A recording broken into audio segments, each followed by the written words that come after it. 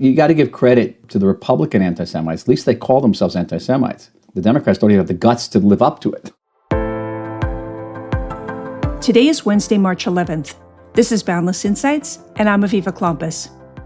The war in the Middle East continues to unfold, and its political shockwaves are being felt far beyond the region. Recent polls show that most Americans oppose the war, and that opinion is sharply divided along partisan lines. But the debate is about more than the war itself. We're seeing the resurfacing of old and ugly accusations, claims that a so-called Zionist war machine has co-opted American foreign policy to advance Israeli and Jewish interests. Now, for decades, support for Israel in the United States was broadly bipartisan and widely seen as a cornerstone of American foreign policy. Today, that seems like an antiquated idea, and we're left wondering if these are the last years of a strong U.S.-Israel relationship. To consider that question, I'm joined by Dr. Michael Oren, historian, author, former Israeli ambassador to the United States, and someone who has spent decades studying and managing one of the most important alliances in modern history. Let's get into it. Michael Oren, welcome back to Boundless Insights. Always good to be with you, even during these rather interesting times. I want to talk to you about these interesting times. You wrote in the Free Press that the war with Iran is part of a long chain reaction set off by October 7th, and that wars are often driven by miscalculation. Can you walk us through that argument and what miscalculations brought us to this moment? Certainly, it was said by a famous novelist that all beginnings are artifices or fictions. You can say it began on October 7th. You can say that it began in June 1967. It began in May 1948. Or perhaps it began when God told Abraham to take himself out of Oren and go to a land that he was going to be promised. Okay, but let's say that it begins on October 7th. And that October 7th was the product of two major miscalculations. One was Israel's. And that calculation was that Hamas was pacified, was interested in developing Gaza, throw some more money at them from the Qataris, and everything was going to be fine. That was a miscalculation. Then there was the miscalculation of Hamas. And Sinwar made actually two miscalculations. He believed that once Hamas attacked, that the entire Muslim world would rise up and attack Israel, from Lebanon, Iran, the Houthis, the Shiite militias in Iraq and Syria. Palestinians in Israel and in the West Bank would all rise up and destroy Israel from inside and out. And the second miscalculation was that the Israelis were so deeply divided by the judicial reform issue that they would remain deeply divided. So he was wrong. We were wrong. Hamas was not pacified. He was wrong. The Arab and Muslim world did not rise up and join in the Hamas onslaught, and Israel united within an hour. That was a miscalculation. Miscalculation on the part of Hezbollah, that they could just keep firing at us every day and Israel wasn't going to respond in a very robust way, as we did in September, October of 2024. Miscalculation on the part of Israel in Israel and the United States, of not taking seriously the Iranian missile threat and not being ready for the first firing of Iranian missiles at Israel in April of 2024 and again in October of 2024. We didn't anticipate either one of those. Iran was going to stay out of the fighting. And then the miscalculations just multiply. Miscalculations of last summer's war, miscalculation on the part of Iran, remain out of the fighting. And that way they could develop their nuclear program, they could develop their missile capacity, and the United States and Israel wouldn't act. But then there was the miscalculation on the part of Israel and the United States in thinking that we actually won the war, which we didn't. The Iranians thought they won the war, and they're probably right, because Iran had managed to stand up to the world's largest superpower for 12 days, to that superpower's lavishly armed proxy, the State of Israel. And at the end of that war, the Iranians fired performatively some rockets at Qatar, and Trump immediately sued for a ceasefire and tied Israel's hands.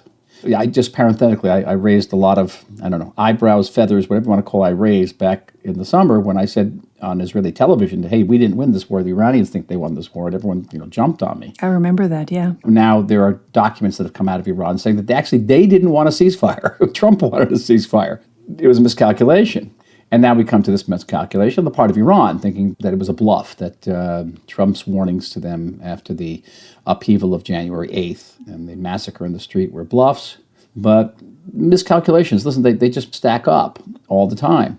And the miscalculation, for example, in the United States, saying that you can promise to disarm Hamas and not do it and not have people in the Middle East conclude that you're weak, okay? That kind of thing. I don't know if now we're facing a miscalculation. But if this war is winding up, It was unclear from the president's remarks if it's winding up or winding down, because he says both. He said, he does. we're going total victory, but also it's going to be over soon. We've made amazing gains. Well, he's right in both cases. The question is, how does it end? I don't want to preempt myself here, but I have an article that I've written. It may come out in the Washington Post tomorrow. We don't know. You never know with these things. But let me give you what we say in Hebrew, Yiddish, Jewish, the pshat of it. And it's this. Hamas and the Islamic regime are basically the same. Yes, Hamas controls an area that's roughly half the size of Detroit, and Iran controls a country, the regime controls a country that's bigger than most of Europe, 2.2 million people in Gaza, 93 to 95 million people in Iran, and all these differences. And Hamas is Sunni, and the Iranian regime is Shiite. They're basically the same. They're basically the same because they have pretty much the same ideology. They aspire to recreate the medieval Muslim empire in the Middle East and then expand its realm beyond the Middle East.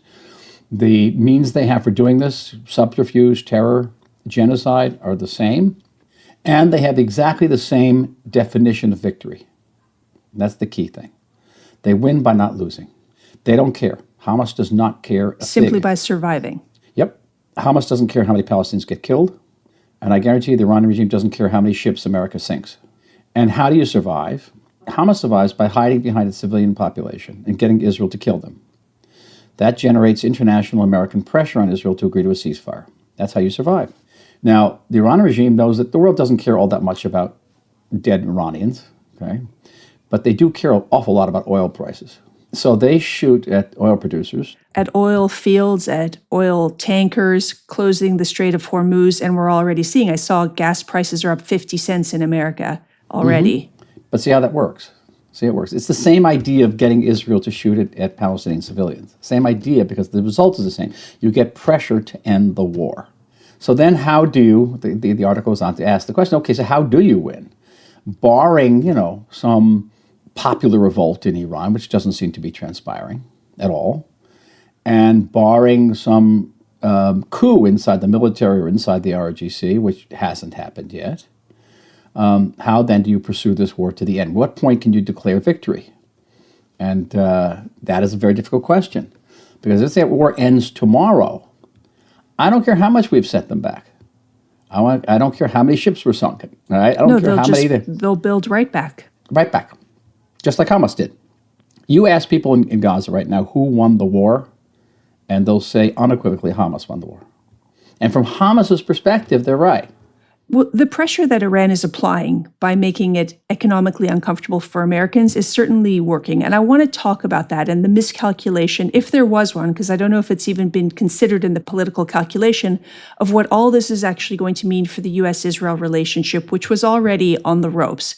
So we are seeing several surveys that found that about 60% of American voters oppose the military action in Iran. And when you look very closely at those numbers, you can see it's about 90% of Democrats disapprove, about 2/3 of independents disapprove, and then there's overwhelming support from Republicans, about 85%. And I would suggest that those figures are not just a reflection of Americans' opinions of the war in Iran, but actually a referendum on how Americans feel about Israel. How worried are you about the future of the U.S.-Israel relationship? I don't know about the word worry is the word. I am realistic about it. That sounds even worse, to be honest. I like to think clear-eyed. Remember, clarity is everything for me. I have always thought that you should rename your project to Scuttlebutt. I think it's a fantastic name.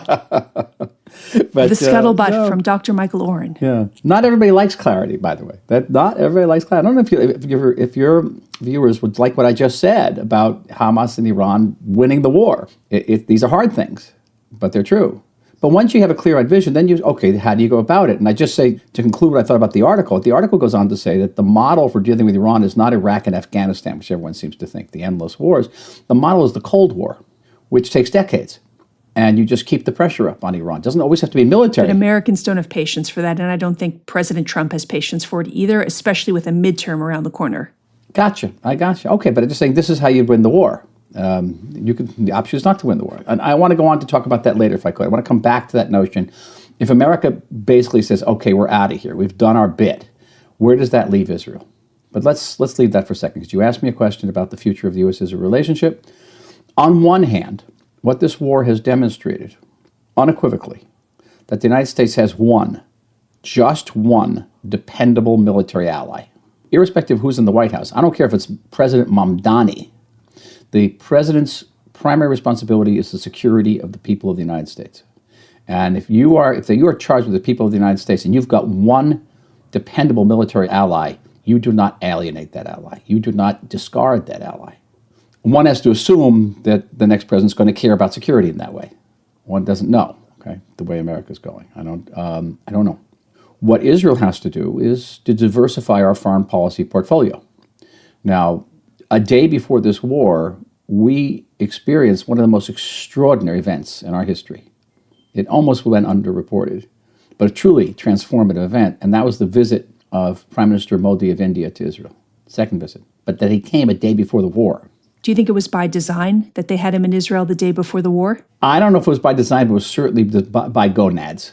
Because he had to know that this was going to happen, okay? And we had a good sense we all had a good sense it was happening. Boy, we have to diversify our portfolio. And we have been putting all of our eggs in that one red, white, and blue basket. And, the United States will still remain, I think, an ally at some level, irrespective of who's in the White House, as I said earlier. And public opinion does shift. It does. I don't think it's going to shift much for Israel, because what's going on with Israel is something much, much deeper. That's what I was going to say. It's something much more nefarious. You're speaking in the realm of what is logical, what is rational. It would make sense to have a partner like Israel who can carry its own weight militarily and is a good strategic ally. But that's not what is happening. And I want to paint a picture for you. So for the first time in 25 years of Gallup polling, more Americans say they sympathize with Palestinians than with Israelis. And we have seen Israel's favorability rating decline to historical lows. Now, many analysts are pointing to the generational change in the United States. So we're seeing younger Americans shifting away from Israel, and to the point where it becomes illogical. So you see, like last week, 53 Democrats refused to support a resolution reaffirming that Iran is the world's leading state sponsor of terrorism. Now, by all the data and logic and reason in the world, and you put it on any measure of who is supporting the most terrorist organizations, where's the financing come from, it's logical that they would say that this is a no-brainer. Iran is a terror-sponsoring state, but I think that they're not wildly ignorant about Iran. It's that they have utter disdain for Israel and utter disdain for the president from another party. Is it fair to say that Hamas may have lost the battle, but in the war of public opinion, it went and won? Yes, but the question is why? This is where we get to the deep part. I mean, the superficial reason was that they got us to kill a lot of civilians, and the media, and social media in particular, amplified that 1,000-fold. But none of that would have been possible without anti-Semitism. So what happened? 80 years after the Holocaust, anti-Zionism gave license and a language to anti-Semitism. License and a language. And you could say anything you want about the Zionist entity, anything. We're criminals, genocidal, we mass rape Palestinian women, everything, because it's directed at Israel, it's not against Jews. But of course it's against Jews. Anti-Zionism is anti-Semitism with plausible deniability. You got to give credit to the Republican anti-Semites. At least they call themselves anti-Semites. The Democrats don't even have the guts to live up to it. They'll say, we're against anti-Semitism. It's just Israel we can't stand. Okay. But the fact is, there hasn't been a single major campus protest against Iran's massacre of its own people, to say nothing of the genocides in Sudan or Yemen or any of these other places. They don't care. They don't even have protests in support of the Ukrainians. It's one issue. There's one issue that brings out hundreds and thousands of people. It's just Israel. Israel. These politicians now, by Gavin Newsom, said they come out and say they won't take a cent from AIPAC.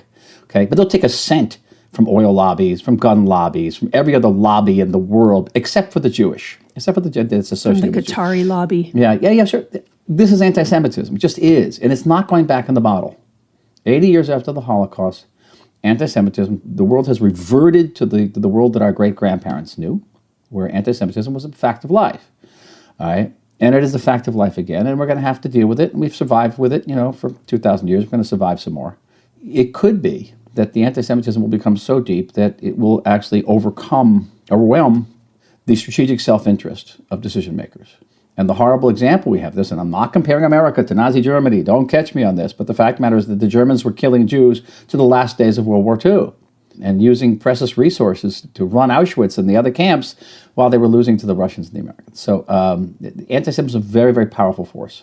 Do you think that the chief perpetrators that are spreading it that we see online, the Tucker Carlsons and the Candace Owens, do you think that they actually believe what they're saying, the claims that they're making? Or do you think they're exploiting them because outrage and conspiracy generate attention and money? I think the answer to that question is yes. Okay? It does. I mean, did Hitler believe it? Did Goebbels believe it? Or are they just using it for power? And the answer is yes, there too. They're not mutually exclusive at all. They may be complementary. And here's where the clarity comes in. Okay, this is our situation. We have to diversify our portfolio. We are dealing in a world that is, inhospitable to Jews and to Judaism. We are dealing with enemies that cannot be defeated in the way we understand defeat. And we're dealing with a West which overwhelmingly does not want to defend itself. We talk about defending the West, but the West itself doesn't defend itself. Last night I was on Australian television. I was listening to the Australian Prime Minister Albanese say that Iran is the chief sponsor of terror in the world. It has sponsored terrorist attacks on Australia, but we aren't going to join this war. We're just going to be defensive. And that's it. And that's basically what Macron has said. That's basically what Starmer has said. It's like theater. No matter the political party, over all these decades, everybody says the correct lines, which is they shouldn't be allowed nuclear weapons, they shouldn't be allowed to sponsor terror groups, but nobody does anything about it. Why won't they stand up? Why wouldn't a leader who says that this country is the largest state sponsor of terror, has committed acts of war on our territory, but we're not going to defend ourselves? Because it's political suicide. It's not even that. I don't think they believe it. I don't know if they believe that their civilization is worth defending. Much deeper. And I think there's self-loathing and self-doubt. My favorite line is, who's willing to pick up a gun and defend Belgium today? Against anything. So that is the world we inhabit. And so, I have strong feelings about our connections with the West. And we keep on trying to go back again and again and again and say, please accept us, and please accept us. And somehow the Jewish people are not getting the memo. No. It's about time we got the memo. We're not welcomed here. And anti-Semitism is hardwired into the West and has been for more than 2,000 years. It predates Christianity. And that's a different discussion. Why? I have many controversial thoughts about it. But that's where we are. And if I could, I don't know how much time we have, I want to talk about where we go from here. If Iran and Hamas win the war, and they will say they won the war. So I don't know if I've talked about this in previous podcasts, but it goes back to, 13, 14 years ago, after one of our many border wars with Hamas. And I was in Washington, and I got a call from a prominent American editor, Jewish editor, saying, Mr. Ambassador, I understand what Israel's tactic is, but what's the strategy? And my response was, you don't get it. The tactic is the strategy. And what does it mean? Since 1948, every couple of years, some regime or leader rises up and says he's going to destroy us. And then we hit them hard on the head. And we convince them that trying to destroy us is not a good idea.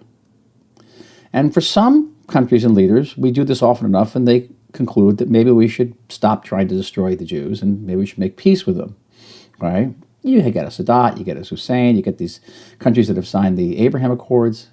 Maybe that's what's happening in Lebanon right now. Right? There's rumors now that they want to talk peace with us.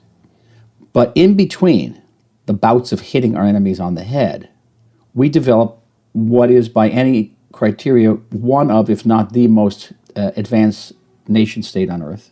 We developed clearly one of the most proficient armies on earth, and everything. I can go on and on about why we are one of the most advanced nation states on earth. And our enemies pretty much, march in place. They don't go anywhere.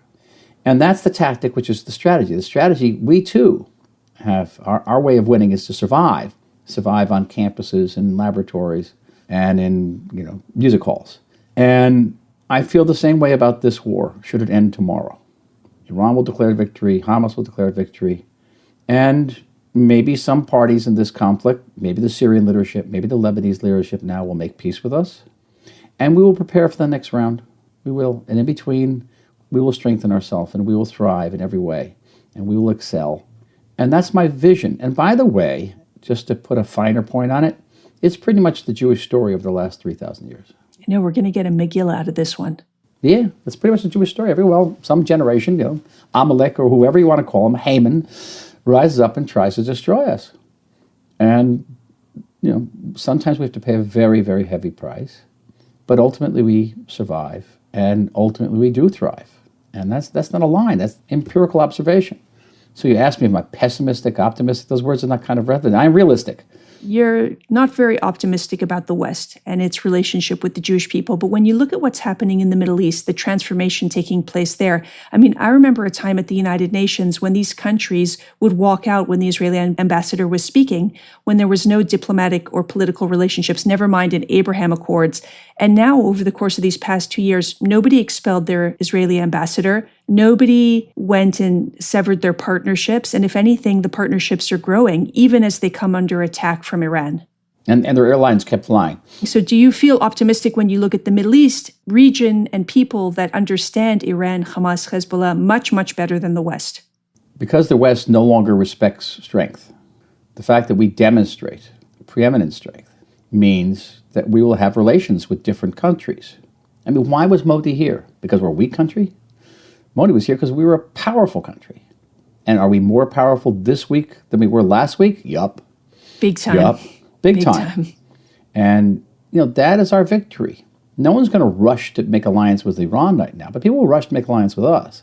Going back to that notion of win-win, because we have different definitions of victory, we won this war, and they won the war. If I have to choose between definitions of victory, I'm going to choose ours, okay? Not theirs. I don't want to come out. We're not coming out of the rubble, given the V sign. That's not our idea of victory. That's their idea of victory. Our idea of victory is our jets flying over us and our cafes and beaches crowded. Bustling. 2 hours after every ceasefire. And in between, by the way, the sirens, because I live in one of those areas. And weddings and parking garages underground. And the that's people our that victory. Continue to, have their bar mitzvahs and their birthday celebrations. Michael, it is always a pleasure to have you on. It's a little bit depressing, but also It shouldn't be. No, it shouldn't be. I want to be real. I want to be clear-eyed. The fact of the matter is, we are still here. We are strong. We can't be responsible for what happens in the West and their self-loathing. We're not going to participate in that. And you asked me about the future. There are huge challenges to this country, but almost all of them are internal, not external. That's another story. It's another podcast. We've talked about it. I was going to say, fortunately, we have more things to talk about in the future. We certainly do. But no, be optimistic. Be chazak v'amatz. Be of strong heart and courage. Thanks, Michael. That's a wrap on today's episode of Boundless Insights.